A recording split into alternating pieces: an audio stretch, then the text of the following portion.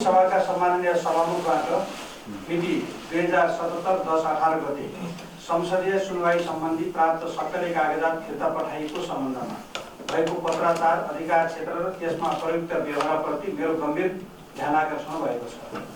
पत्रमा उल्लिखित संघीय संसद तथा सो अन्तर्गतका समितिको व्यवस्थापन सञ्चालन समेतको व्यवस्था गर्ने अधिकार प्रतिनिधि सभाका सभामुखमा निहित भएको भन्ने व्यवहारले दुई सदनात्मक संघीय व्यवस्थापिका सम्बन्धी संवैधानिक व्यवस्था स्थापित अभ्यास माथिल्लो सदन राष्ट्रिय सभाको भूमिका र गरिमामा प्रहार भएको छ।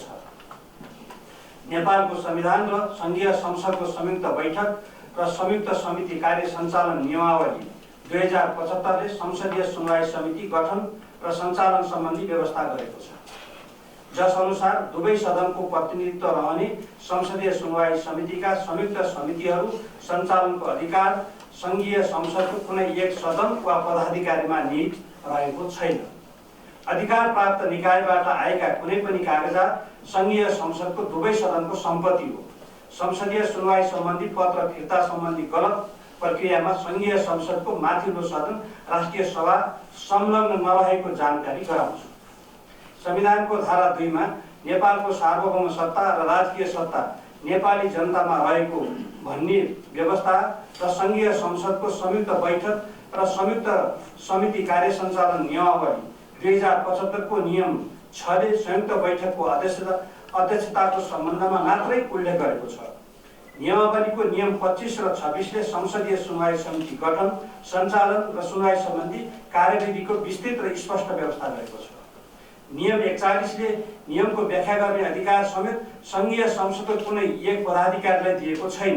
संयुक्त नियमावलीको व्याख्या आवश्यक परेकै अवस्थामा राष्ट्रिय सभाका अध्यक्षसँगको परामर्शमा मात्रै सभामुखले गर्न सक्ने प्रावधान छ।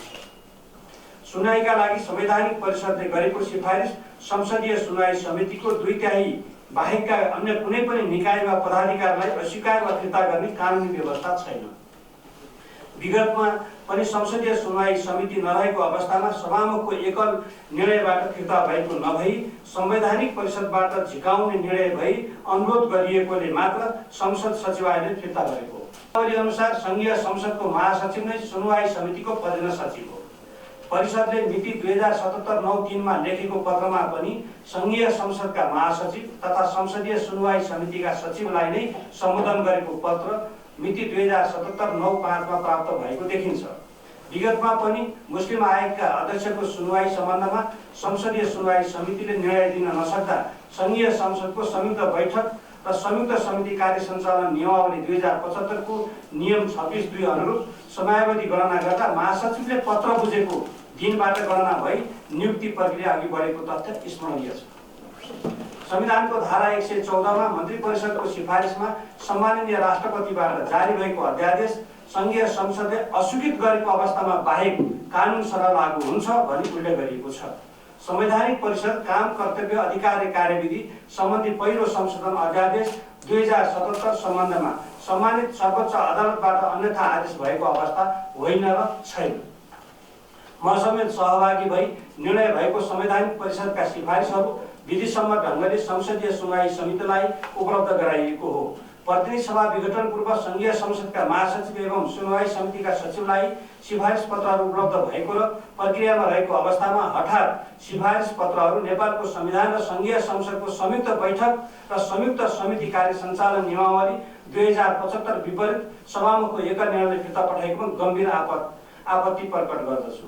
दलसँग असंलग्न मात्र होइन, म दलीय हिसाबले दलीय स्वार्थले संविधान त्यो अन्तर्गत बनेको संघीय संसदको ऐन हाम्रो यो नियमावली कार्यव्यवस्था नियमावली हाम्रा जे छन् र मूल्य मान्यता हैन एउटा चाहिँ नि अध्यक्षको हिसाबले चाहिँ भूमिका निर्वाह गर्नु पनि हाम्रो परम्परागत हिसाबका मूल्य मान्यता जे छन् त्यो भन्दा म दायाँ बायाँ अलिकति पनि जान्दिनँ। कुनै दिन गएछु भने यहाँले मलाई सचेत गराउने तर गइस है यहाँ अलिकति यतातिर भनिदिनु भयो भने म फेरि ट्र्याकमा हिँड्नेछु। अब बाँकी अरूले के गर्नुहुन्छ भन्ने कुराहरू उहाँहरूले जान्ने कुरा हो। केही कुराहरूमा जस्तो विवाद त्यस्तो विवाद गर्नुपर्ने अरू मैले त केही देख्दिनँ, तर केही कुरा आइसकेपछि जस्तो त अब केही नहुँदा भयो नि, यो किन मैले गर्नु पर्यो भने आजको यो सबै मैले पुगारेको म कि त संघीय संसद भनेपछि एउटा सदन होइन, एक सदन हुँदा सङ्घीय संसद भन्दैन तर प्रतिनिधि सभा सङ्घीय संसद दुईटा सदन छन् भन्यो। दुईटा सदन मिलेर सङ्घीय संसद भयो। सङ्घीय संसदको मात्र त्यो भित्र त्यो फ्रेमवर्कभित्र प्रतिनिधि सभा र राष्ट्रिय सभा दुई सदन रहे। यही हो नि त हाम्रो यहाँको होइन। त त्यो हिसाबले हुँदाखेरि सङ्घीय संसदका दुईटा प्रमुखहरू भोलि सारीमा एकजनालाई अगाडि कहीँ भनिएला पनि त्यो राख्दाखेरि त अलग कुरा हो। तर हाम्रो अरू व्यवस्थामा चियर गर्नु पर्दा एकजनाले गरौँ दुईजनाले किन भन्दाखेरि चियर भने हुन्छ। तर त्यो कुनै पार्टीको सङ्गठन जस्तो अरू जस्तो सर्वाधिकार उसले प्रयोग गर्ने भने कहीँ पनि व्यवस्था छैन। मैले यी सबै धारा उपधाराहरू दफाहरू खुलाएर यहाँ गरेको छु होइन। यसकारण यसमा हामी दुईटै बराबरी हो।